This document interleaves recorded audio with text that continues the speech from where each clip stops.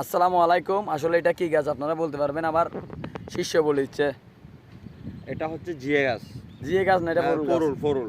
ওই আমি ওই প্রজেক্টে ঢুকছি, যে প্রজেক্টে পার দেখছি দেখছো, এটা হচ্ছে ফরুল, হাইব্রিড ফরুল। সাদাটা হ্যাঁ, এটা কিন্তু স্বাদও বেশি। এটা তোমার বাজার হচ্ছে তোমার যেখানে ধরবে হ্যাঁ, সাথে সাথে ছিঁড়ে খাইলে একটার দাম আসবে 50 টাকা। একটার দাম আসবে 50 টাকা। এটা আবার প্রেগনেন্ট মহিলাদের জন্য অনেক ভালো না? এটা ফরুলটা, হ্যাঁ, ফরুল হচ্ছে ঠান্ডা ঠান্ডা ঠান্ডা জাতীয় জিনিস। হ্যাঁ, ফল ফরুল এগুলা হচ্ছে ঠান্ডা ঠান্ডা ঠান্ডা জাতীয় জিনিস। হ্যাঁ, এগুলা খাইলে ব্রেনের জন্য কি ভালো ভালো।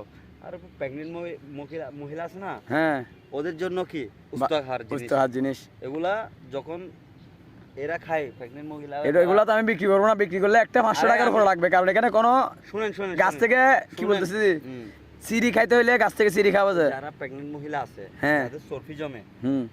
চর্বির কারণে যে বাচ্চাটা কি হয়, রেগে থাকে পর্দার মধ্যে। হ্যাঁ, হাসাহাসির কিছু না এটা। হ্যাঁ, তুমি তো অনেক দূরে চলে গেছো, তাক বাদ দেন, ধন্যবাদ, সবাই মাফ করে দিবেন। এটা ছোটখাটো ডাক্তার আর কি, ভালো লাগার অভাবে ডাক্তারি পড়তে পারে নাই, আদ্যকে ছাড় দিছে, তার কারণে। সালাম আলাইকুম, সবাই ভালো থাকবেন। অবশ্যই ভিডিও ভালো লাগলে লাইক কমেন্ট এবং শেয়ার করবেন, আর ভালো না লাগলে কমেন্ট করবেন। কমেন্টে রিপ্লাই দিতে আমি রাসেল সবসময় আছি আপনাদের সাথে।